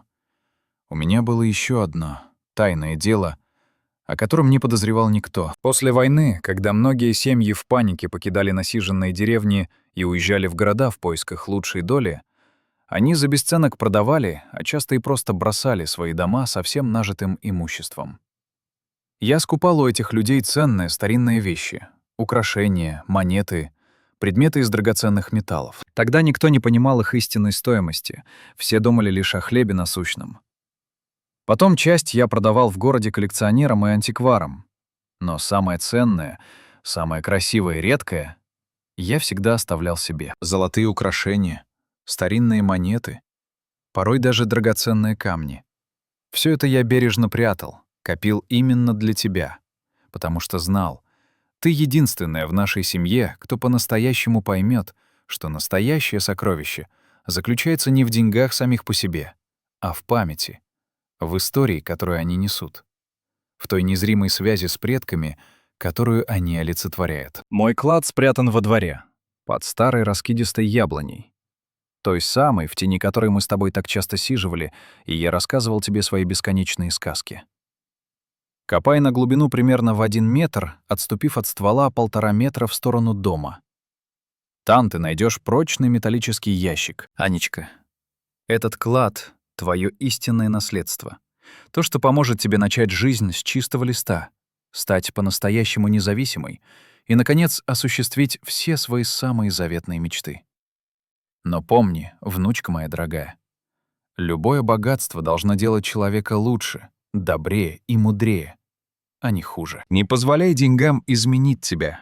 Не превращайся в Веронику, для которой финансы всегда были важнее семьи, честности и простых человеческих отношений. «Люблю-то больше жизни, моя девочка. Надеюсь, ты простишь старому деду эту его последнюю предсмертную хитрость. Твой дедушка Савелий». Анна дочитала письмо до самого конца и еще долго просто сидела, не в силах пошевелиться, сжимая в пальцах этот невероятный, меняющий все листок. Клад. Настоящий. Не сказочный клад, зарытый прямо здесь, во дворе. Выходит, дедушка всю свою жизнь тайно собирал эти сокровища и завещал их именно ей. «Не может быть», — выдохнула она, ощущая легкое головокружение. «Это какая-то невероятная шутка». Но почерк был подлинным, бумага — старой пожелтевшей, а детали в письме слишком точными и личными, чтобы быть вымыслом. Дедушка и впрямь знал ее характер до мелочей, помнил те самые давние их разговоры о пиратских кладах. И яблоня во дворе была именно та, под сенью которой они проводили столько времени. Она медленно поднялась и подошла к окну, вглядываясь в заросший сад.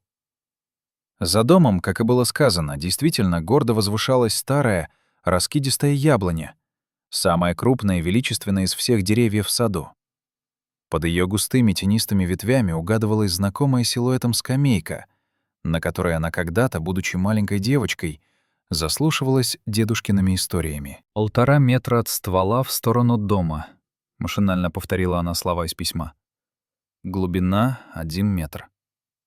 Руки ее снова задрожали, но теперь уже от неподдельного, захлестывающего волнения. А вдруг это все правда? Вдруг дедушка и впрямь оставил ей не ветхую развалюху, а настоящее состояние? Но даже если это так, где в этом заброшенном доме найти лопату?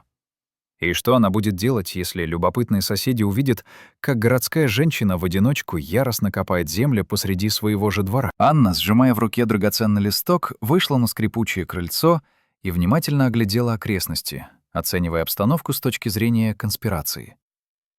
Соседние дома, покосившиеся и молчаливые, прятались в густой зелени и располагались на почтительном расстоянии. Большинство из них, судя по заколоченным окнам и заросшим бурьяном палисадникам, давно пустовали. Единственным признаком чьего-то присутствия был тонкая, едва заметная струйка дыма, поднимавшаяся из трубы одного единственного домика метрах в 200.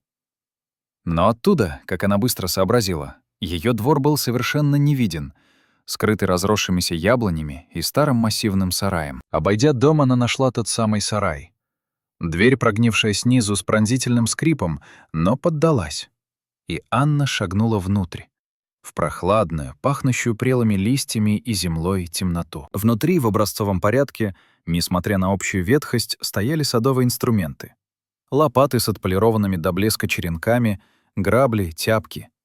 Все было старым, видавшим виды, но явно исправным и готовым к работе. Анна выбрала крепкую лопату с острым лезвием и твердым решением направилась к указанной в письме яблоне. Подойдя к раскидистому дереву, под сенью которого прошла часть ее детства, она снова на всякий случай перечитала дедушкину инструкцию. 1,5 метра от ствола в сторону дома. Она отмерила расстояние неторопливыми шагами, мысленно отмечая точку. Встала на нужное место и с некоторым усилием воткнула заостренный край лопаты в землю. Почва здесь оказалась на удивление мягкой и податливой, словно ее когда-то специально рыхлили. Возможно, здесь действительно когда-то была грядка или изящная клумба, о которой она уже и забыла. Анна принялась копать, стараясь действовать как можно аккуратнее, чтобы по неопытности не повредить хрупкую, возможно, находку. Работа продвигалась медленно и тяжело.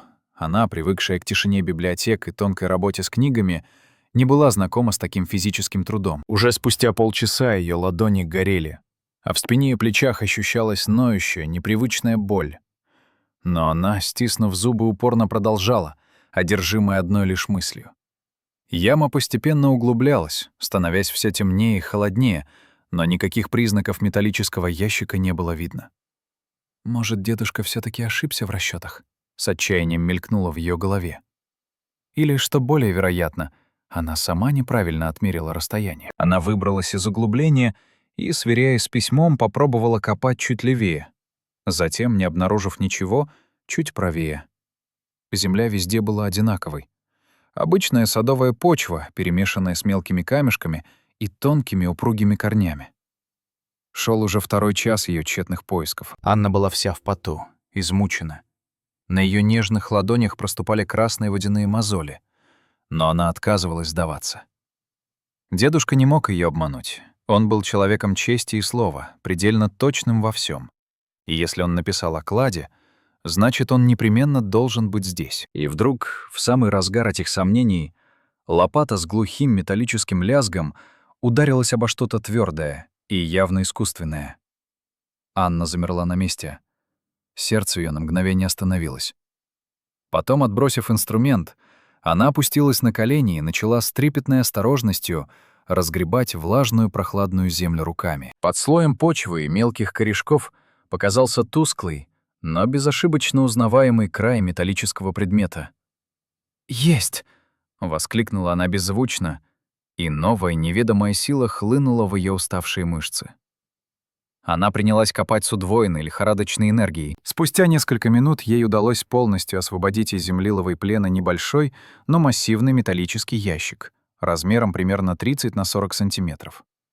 Он был на удивление тяжелым, и его вес безошибочно указывал на то, что внутри находится нечто существенное. Крышка была плотно пригнана, но к ее облегчению не заперта на замок. Преодолевая дрожь в коленях, Анна с трудом вытащила свою находку из ямы и поставила ее на мягкий изумрудный ковер травы. Сердце ее колотилось с такой силой и чистотой, что казалось, вот-вот вырвется из груди. Она сделала глубокий вдох, словно готовясь к прыжку в бездну, и медленно, почти благоговейно, приподняла тяжелую крышку. То, что открылось ее взору, заставило ее остолбенеть и лишиться дара речи на несколько долгих секунд. Ящик был до краев наполнен ослепительным ярким золотом, массивными украшениями, старинными монетами, небольшими, но тяжелыми слитками. Под лучами пробивавшегося сквозь листву солнца металл горел и переливался, слепя глаза всеми мыслимыми и немыслимыми оттенками желтого. Анна за всю свою жизнь не видела такого количества золота разом в одном месте. Дрожащей рукой она осторожно взяла одно из украшений. Массивное, невероятно красивое золотое колье, инкрустированное темными, глубокими драгоценными камнями. Оно было невероятно тяжелым, холодным и самым настоящим. Потом она запустила пальцы в груду монет, старинных, с причудливыми чеканными изображениями и нечитаемыми надписями. Некоторые из них выглядели очень и очень древними. В ящике лежали и другие сокровища — кольца, браслеты, изящные серьги, подвески. Все было тщательно, с величайшей бережностью завернуто в мягкую, выцветшую от времени ткань, чтобы уберечь от царапин и повреждений. Дедушка явно собирал эту коллекцию долгие годы, относясь к ней не как к богатству, а как к святыне. Анна сидела на прохладной траве рядом с открытым ящиком и не могла поверить собственным глазам. Она действительно нашла клад. Самый настоящий клад, точно такой, о каком она грезила в детстве, зачитываясь приключенческими романами.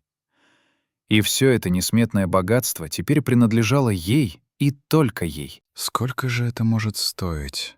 — прошептала она, с благоговением разглядывая переливающиеся на солнце изделия. «Миллион? 2? 3?» Она попыталась сделать хотя бы приблизительные расчёты. Один только вес золота в ящике, судя по тому, как тяжело было его поднять, составлял килограмма 2-3, а может и больше. А текущая цена на золото, как она смутно помнила из случайных новостей, была очень высока.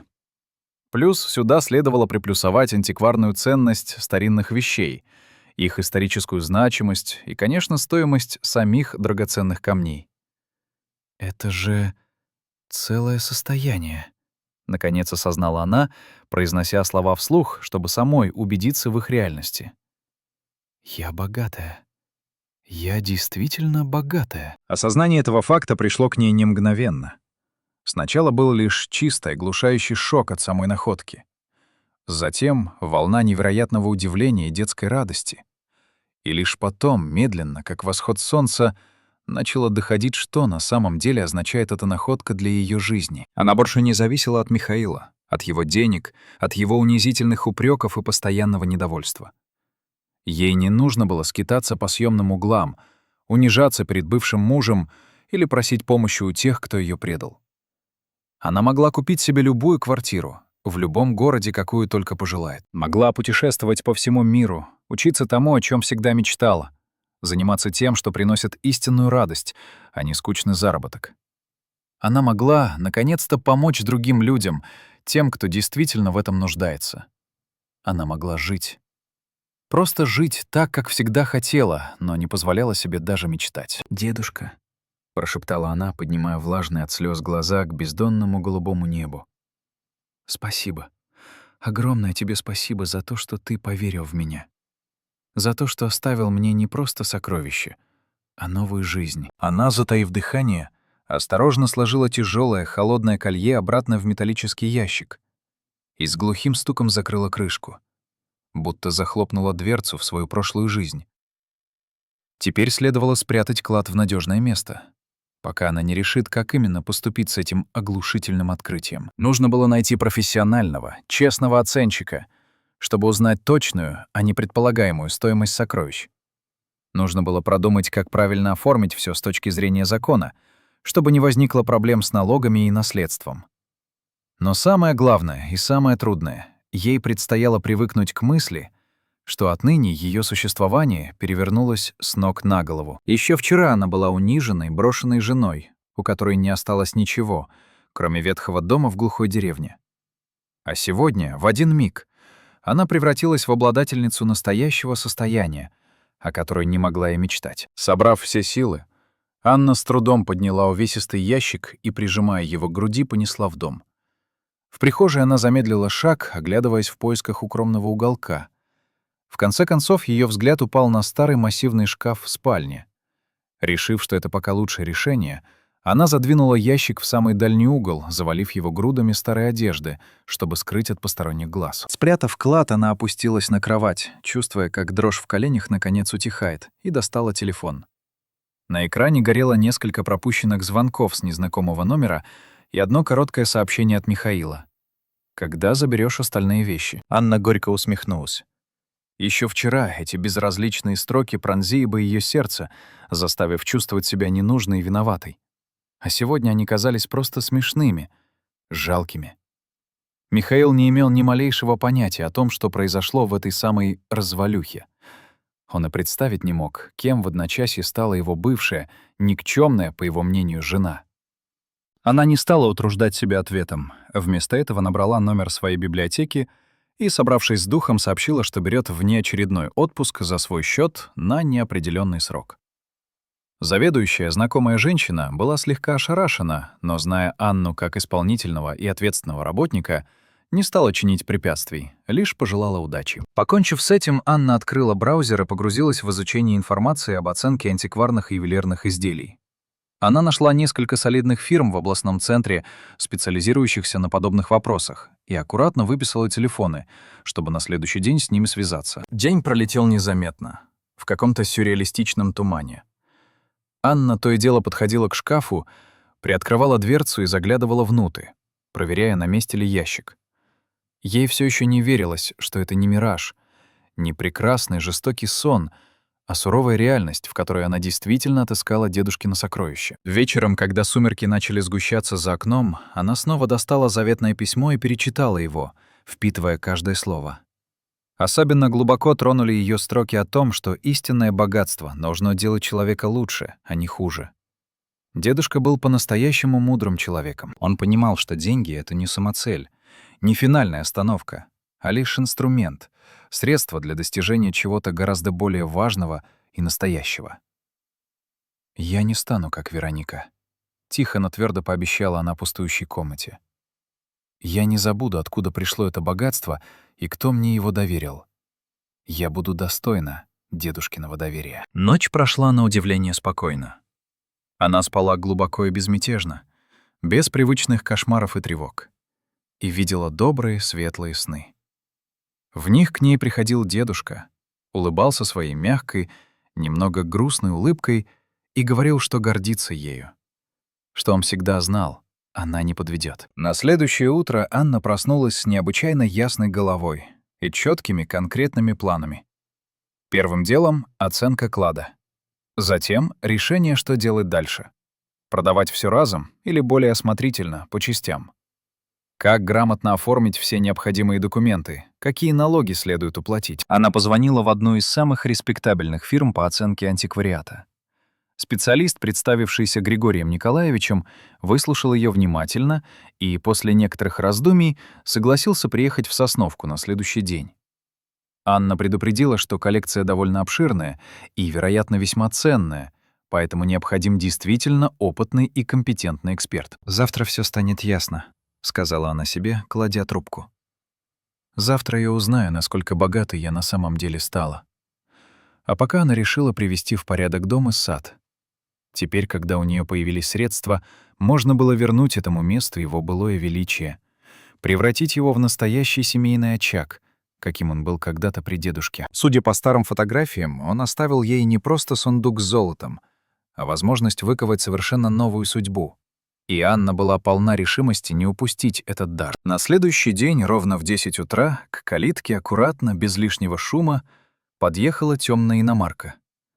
Из машины вышел представительный мужчина средних лет в строгом деловом костюме с дипломатом в руке. Это был Григорий Николаевич Горбунов, эксперт-оценщик антикварных изделий из областного центра.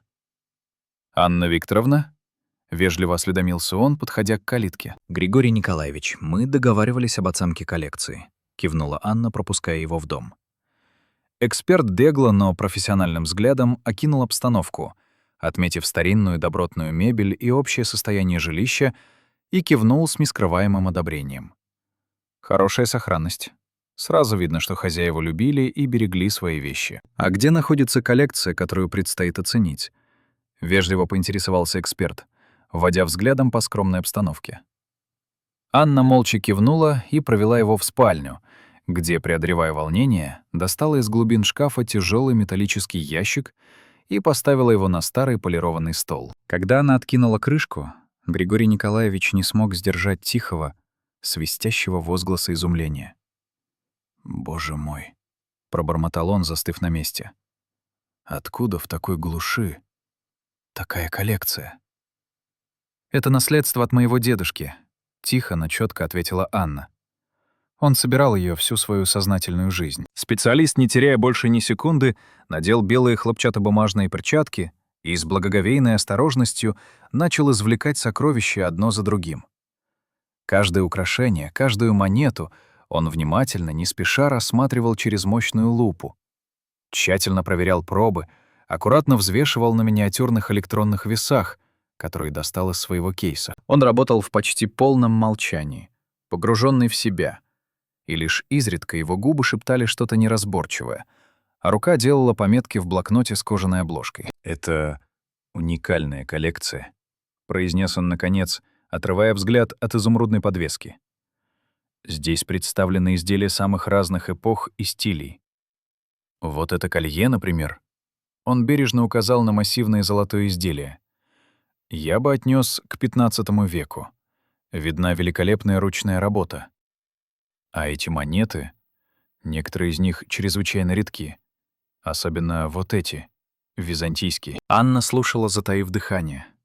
И с каждым новым словом эксперта ее внутреннее волнение нарастало, переполняя грудь. «А сколько все это может стоить?» Не выдержала она, нарушая царящую в комнате тишину. Григорий Николаевич медленно отложил лупу и устремил на нее серьезный взвешенный взгляд. «Понимаете, точную, документально подтвержденную оценку я смогу дать только после детального анализа в лабораторных условиях, с привлечением узких специалистов. Но предварительно...» Он сделал многозначительную паузу. «Только золото здесь, по моим прикидкам, больше 3 килограммов. Плюс драгоценные камни. Обратите внимание на эти изумруды, рубины, сапфиры. Их качество и огранка превосходны.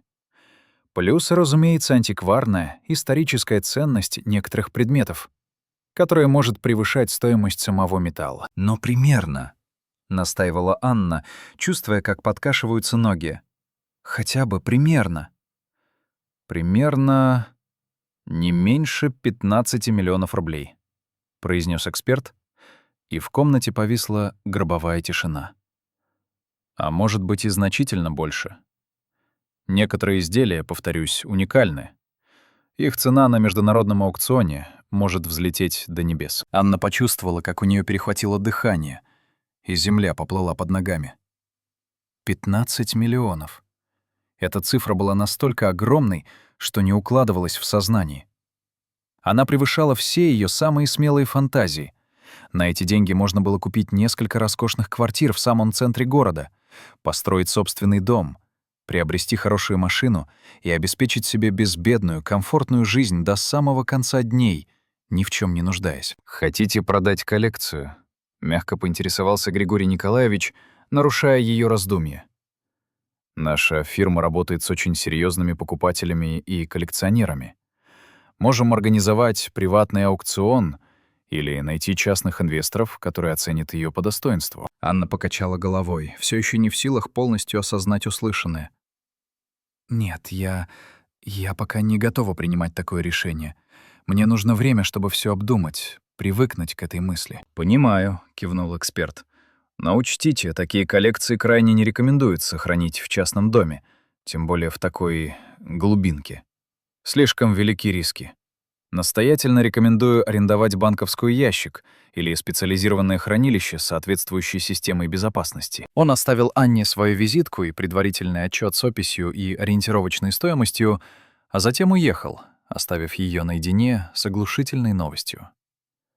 Когда звук мотора его машины затих вдали, Анна еще долго сидела на кухне, бесцельно помешивая чай в кружке и пытаясь осмыслить произошедшее. 15 миллионов рублей. Она была не просто обеспеченным человеком, она была очень богата. Но, к своему собственному удивлению, не чувствовала при этом бурной, безудержной радости. Напротив, на душе у нее лежал тяжелый, томительный камень тревоги. Большие деньги, как она внезапно поняла, — это большая ответственность. Дедушка недаром предупреждал ее в письме, что богатство должно делать человека лучше, а не губить его. «Что же я буду со всем этим делать?» — спросила она вслух тихую пустующую кухню. «Как правильно распорядиться таким неожиданным наследством?» Первое, что пришло ей в голову — восстановить дом и сад, вдохнуть в них новую жизнь, сделать это место таким же прекрасным и ухоженным, каким оно было в свои лучшие годы. Дедушка, она была уверена, был бы безмерно рад увидеть свой родовой дом обновленным и сияющим. Второе — помочь тем, кто действительно нуждается.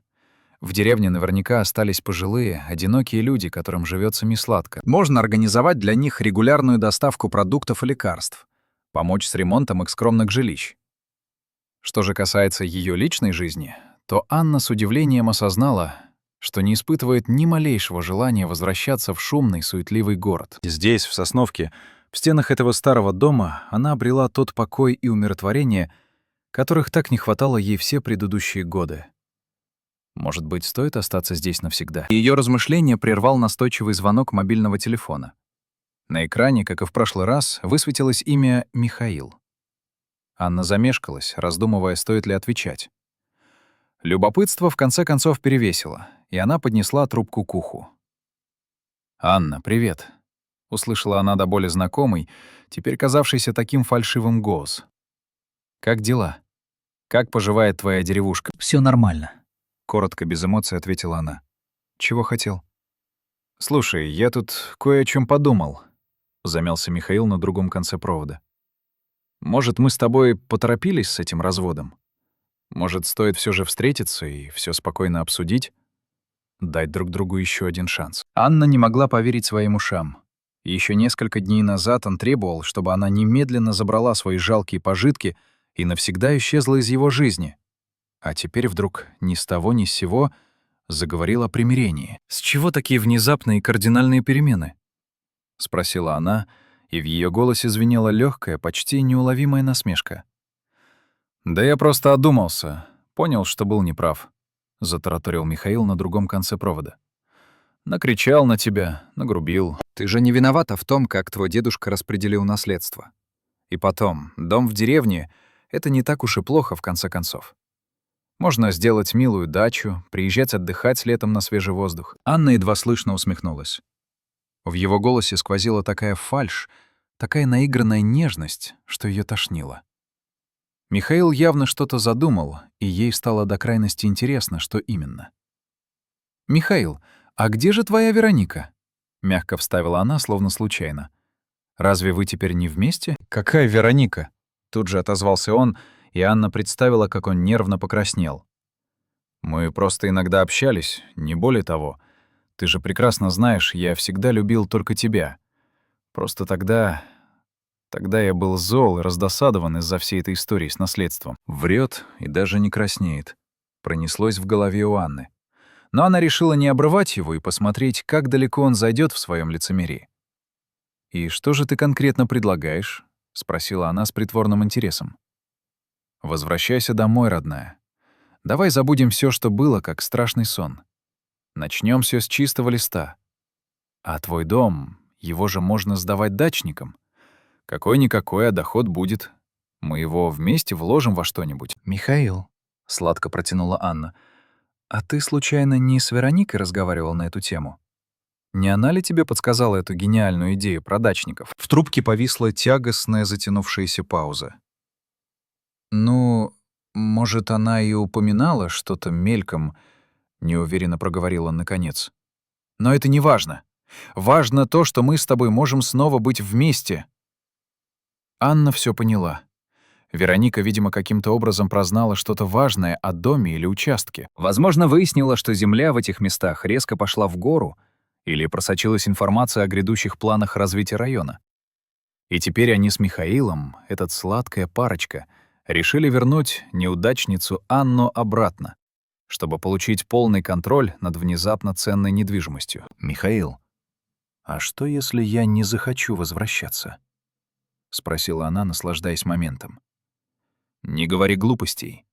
Его голос снова зазвенел раздражением, которое он тут же попытался погасить. «Что ты будешь делать в этой деревне в одиночестве? Работы там нет, нормальных магазинов нет, никакой цивилизации. Ты же привыкла к городскому комфорту». «А может быть, я и не привыкла?» — парировала Анна. «Может быть, мне здесь, в тишине и покое, гораздо больше нравится?» «Анна, будь же разумной». Его тон стал почти отеческим. «Какая может быть жизнь в такой глуши? Ты же образованная, интеллигентная женщина. У тебя есть профессия». «Профессия, которую ты всегда считал никчемной», — напомнила она ему. «Я был неправ», — поспешно воскликнул он. «Работа в библиотеке — это очень благородно и достойно уважения. И потом мы можем завести детей, переехать в более просторную квартиру». Анна слушала этот поток сладких, липких слов и удивлялась, как же она раньше, все эти 7 лет, не замечала той фальши, что сквозило в каждой его фразе. Каждое слово звучало неестественно, наигранно, будто он зачитывал заученный текст. Михаил пытался вернуть ее не потому, что вдруг осознал свою любовь и ошибку, а потому что холодно рассчитывал на какую-то выгоду. «Знаешь что, Михаил?» — сказала она наконец, сохраняя спокойствие. «Я подумаю над твоим предложением, но ничего не обещаю». «Хорошо, хорошо», — затараторил он, явно обрадованный этой маленькой уступкой. «Только, пожалуйста, не затягивай с решением. Я очень по тебе скучаю». После того, как она положила трубку, Анна еще несколько минут просто сидела и тихо смеялась, глядя в стену. Михаил скучает. Человек, который чуть ли не в спину толкал ее на выходе, назвав бесполезной неудачницей, теперь скучает и в качестве приманки сулит ей детей и счастливое будущее. На следующий день, как она, в общем-то, и ожидала, раздался звонок от Вероники. Анна была морально готова к этой беседе. «Анечка, привет!» Голос сестры звучал нарочито слащаво и неестественно бодро. «Как дела? Как ты устроилась в своей деревне?» Все нормально», — сухо ответила Анна. «А ты как? Как новая квартира?» «О, просто отлично. Но я звоню, собственно, не поэтому. Мне Михаил рассказал, что вы помирились. Я за вас искренне рада». «Врунья беспардонная!» Молнией пронеслось в голове у Анны. Но вслух она сказала. «Мы еще не помирились. Пока только обсуждаем такую возможность. Ань, я прекрасно понимаю, что ты, наверное, обижена на меня из-за всей этой истории с Михаилом. Вероника перешла на задушевный, доверительный тон. Но ты должна мне поверить, между нами ничего серьезного не было. Просто дружеское, легкое общение в трудную минуту. Он сам мне говорил, что любит только тебя одну. Вероника. Анна решила не тянуть кота за хвост. «А зачем ты на самом деле звонишь?» «Я хочу помочь тебе, сестренка, воскликнула та. «Я тут навела кое-какие справки о твоем районе. Ты знаешь, там, оказывается, в ближайшей перспективе планируют строительство большого коттеджного поселка. Земля скоро будет на вес золота. Участки подорожают в разы, если не в десятки раз. Твой старый дом в такой ситуации — это просто золотая жила». Вот оно что. С холодным спокойствием подумала Анна. Вероника разузнала о планах застройщиков и теперь решила урвать свой кусок этого пирога, причем самый лакомый. «И что же ты предлагаешь?» — спросила она, давая сестре развернуться. «Давай я займусь всем процессом продажи», — послышался деловой, уверенный голос. «У меня есть прекрасные связи в риэлторских агентствах премиум-класса. Мы найдем самого выгодного покупателя, продадим участок по максимальной цене, а выручку разделим пополам. Справедливо же? Тебе половина за землю, мне половина за организацию и работу». Анна чуть не рассмеялась ей прямо в трубку. Вероника с ее патологической жадностью предлагала ей половину от стоимости ее же собственного, законного наследства. И, судя по тону, искренне считала это более чем щедрым предложением. «А если я не захочу продавать?» — мягко поинтересовалась Анна. «Анечка, не будь ребенком и не совершай глупостей». В голосе Вероники снова зазвенели привычные нотки раздражения и снисхождения. «Что ты будешь делать с этой развалюхой одна?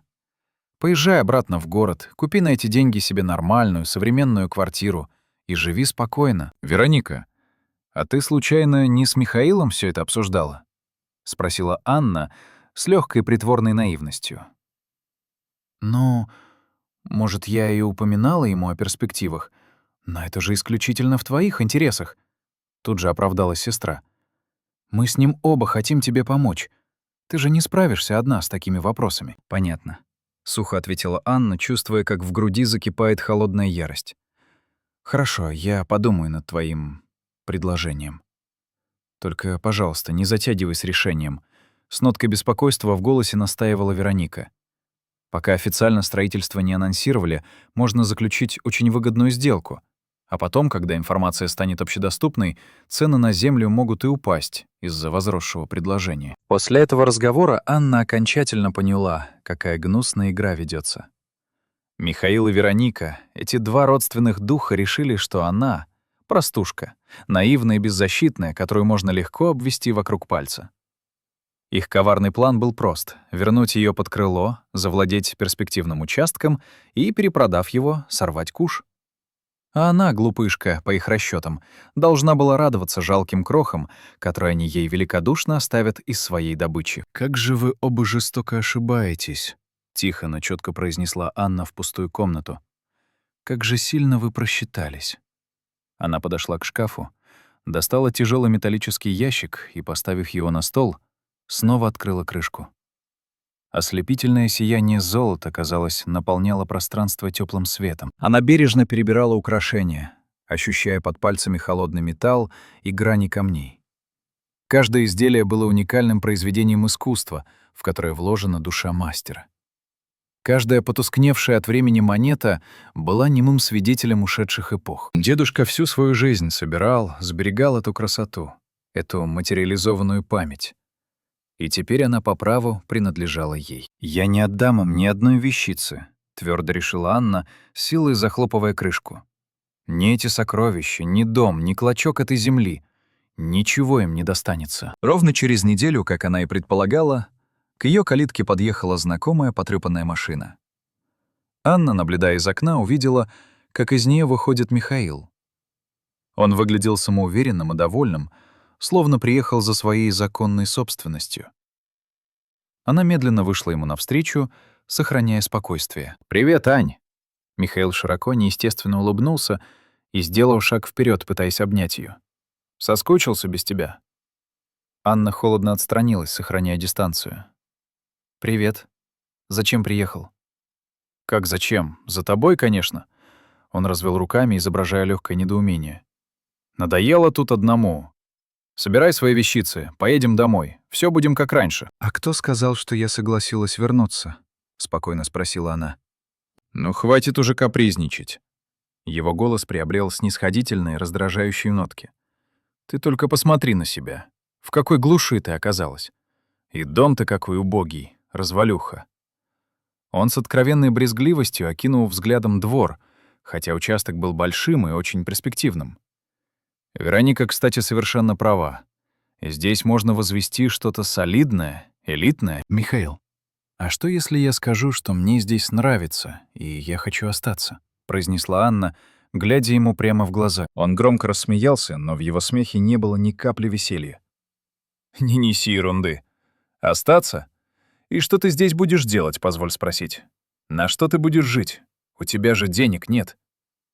«А откуда тебе знать, есть у меня деньги или нет?» — парировала она. «Аня, да перестань». Он махнул рукой. «Ты работала библиотекарем за 20 тысяч в месяц. О каких деньгах может идти речь? Ну, накопила немного, так это на пару месяцев, не больше». Анна усмехнулась. «А что, если я скажу, что у меня теперь денег больше, чем ты можешь себе представить? Откуда бы им взяться?» Его лицо выразило искреннее недоумение. «От дедушки ты получила в наследство только этот старый дом». «Только дом», — согласилась Анна. «Но наш дедушка оказался куда мудрее и дальновиднее, чем мы все о нем думали». И она рассказала ему о кладе. Сначала он не поверил, снова засмеялся, приняв ее слова за шутку. Потом, вглядевшись в ее абсолютно серьезное, непоколебимое лицо, он резко побледнел. «Сколько?» — сухо выдохнул он. 15 миллионов рублей. А, возможно, и больше. Невозмутимо ответила Анна. Михаил молчал несколько томительных минут, переваривая информацию. Когда он снова заговорил, его тон изменился до неузнаваемости. Он стал мягким, вкрадчивым, заискивающим. «Анечка, дорогая моя, ты же сама понимаешь, что такие серьезные деньги нужно грамотно, с умом вложить, чтобы они работали. Я ведь в бизнесе и инвестициях разбираюсь, и я могу тебе помочь. Мы вместе откроем собственное дело, будем его развивать, приумножать твой капитал». «Михаил», — резко прервала его Анна, «а помнишь, что ты сказал мне неделю назад, что я неудачница, которая ни на что не способна?» «Я был в ярости, не думал, что говорю», — затараторил он. «Ты же должна знать, как я тебя на самом деле люблю. А помнишь, как ты выгонял меня из нашей общей квартиры? Как требовал, чтобы я немедленно собрала вещи и исчезла?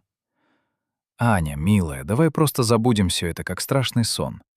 Он попытался взять ее за руку, но она отшатнулась.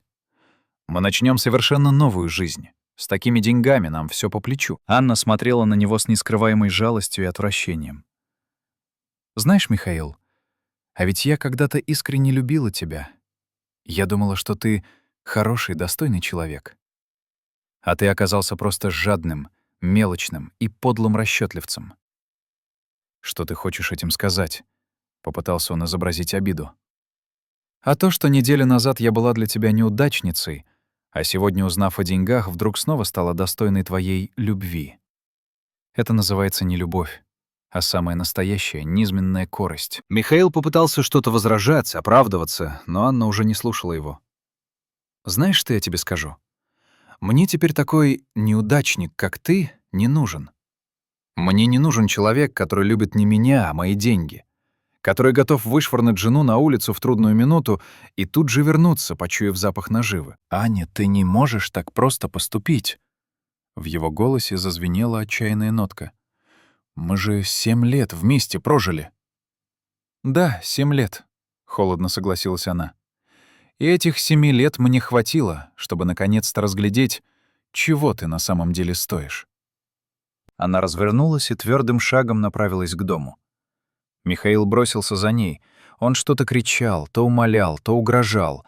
Его голос срывался на истеричный фальцет. Но Анна не оборачивалась.